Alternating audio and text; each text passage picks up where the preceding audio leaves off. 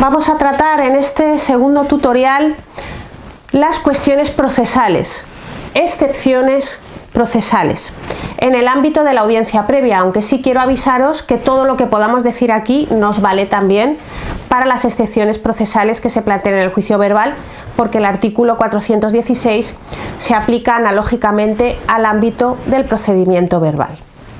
Volviendo al esquema de desarrollo de la audiencia previa, el juez en primer término les va a preguntar a las partes si subsisten los términos del litigio, es decir, si hay posibilidad de acuerdo, y en el momento en el que le digan que no y hay cuestiones procesales planteadas en la contestación a la demanda que deban ser tratadas y resueltas en la audiencia previa, es lo primero que se va a hacer.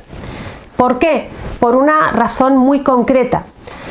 Porque estas cuestiones procesales afectan a la válida prosecución del procedimiento ordinario y es necesario tratarlas para sanear en su caso el procedimiento y que se pueda continuar válidamente con la fase de ratificación, alegaciones complementarias, documentos, hechos controvertidos y proposición de prueba. ¿Dónde encontramos reguladas esas excepciones procesales que, como ya sabéis, no son numerus clausus? Artículos 416 a 425 de la Ley de Enjuiciamiento Civil. Y es el artículo 416 el que nos da una muestra de las excepciones procesales que con más habitualidad nos vamos a encontrar en la práctica, introduciendo la prejudicialidad regulada en los artículos 40 a 42 de la Ley de Enjuiciamiento Civil. Punto primero, falta de capacidad o de representación. Artículo 418 de la LEC. No confundir, como tenéis explicado en uno de los vídeos de nuestro canal, con la excepción de falta de legitimación pasiva y legitimación activa que no tienen carácter procesal. Litispendencia, cosa juzgada.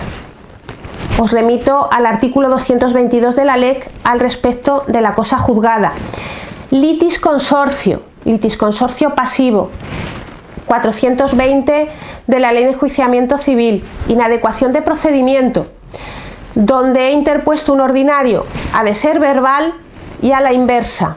Y esto puede ser así por razón de la materia o por razón de la cuantía.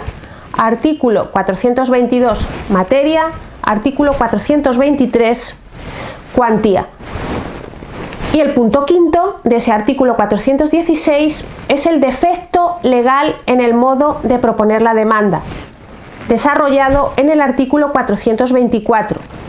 Y aquí introduzco una llamada de atención que considero bastante importante, porque ese artículo 424 le da la posibilidad a la parte actora de introducir en el acto de la audiencia previa, con carácter previo a ratificarse en su demanda, una excepción de defecto legal en el modo de contestar a la demanda. Y esto es lógico y ha de ser así porque no ha tenido posibilidad de hacerlo por escrito. Demanda, contestación a la demanda y señalamiento para la audiencia previa. Una vez que verifique el juez que subsisten los términos del litigio y habiendo excepciones procesales, en primer término le va a dar la palabra a la parte excepcionante, es decir, a la parte demandada que ha planteado esa excepción procesal o esas excepciones procesales, que por cierto nos dice el artículo 417 que en el supuesto caso de que existan varias excepciones serán resueltas siguiendo el orden del artículo 416. Una vez que la parte demandada le haya dicho al juez que se mantiene en esas excepciones y en su caso y dependiendo del juzgador haya podido realizar algún tipo de alegación, se le va a dar trámite a la parte actora, que o bien se podrá oponer, alegando las circunstancias que a su derecho convenga, o también mostrar conformidad con esa excepción procesal, y esto es muy habitual en las faltas de litisconsorcio pasivo necesario o en las inadecuaciones de procedimiento.